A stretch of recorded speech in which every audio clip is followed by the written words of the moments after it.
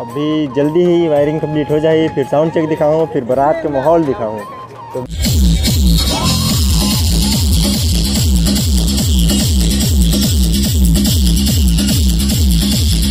Setup तो एकदम तगड़ा लगा था, लेकिन एक चीज़ और तगड़ा है, राजा अंबिकापुरिया ब्लॉग्स के सब्सक्राइब बटन, तो सब्सक्राइब करो राजा अंबिकापुरिया ब्लॉग्स का।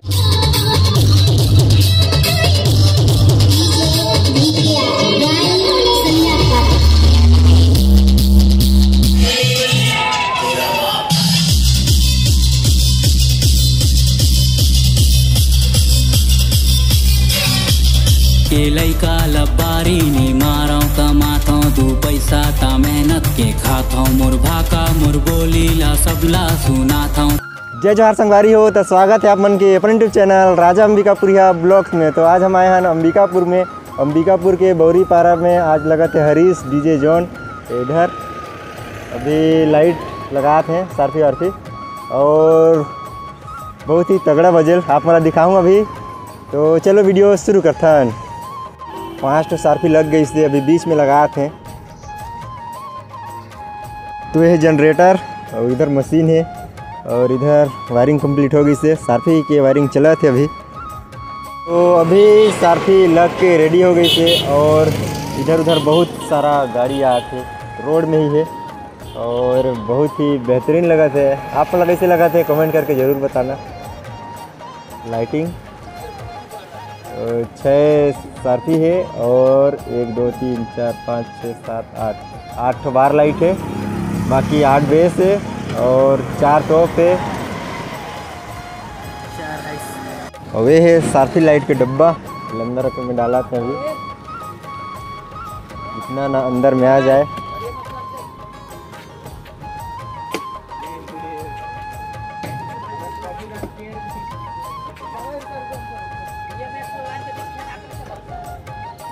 और भैया वायरिंग कराते सारफी लाइट के,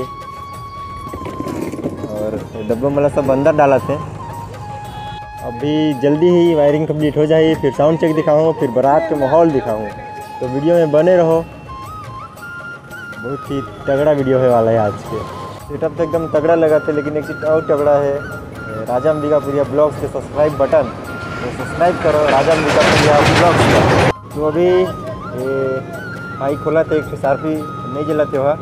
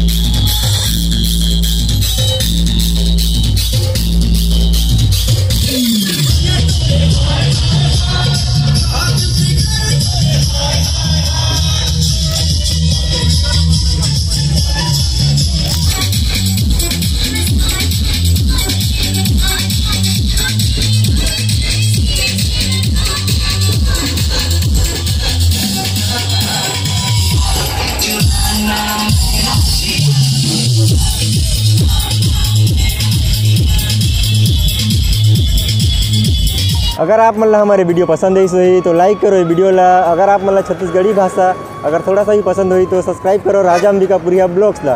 तो ठीक है, फिर मिलते हैं आप मन से नेक्स्ट वीडियो में। तब तक के लिए जय जोहार छत्तीसगढ़, जय हिंद।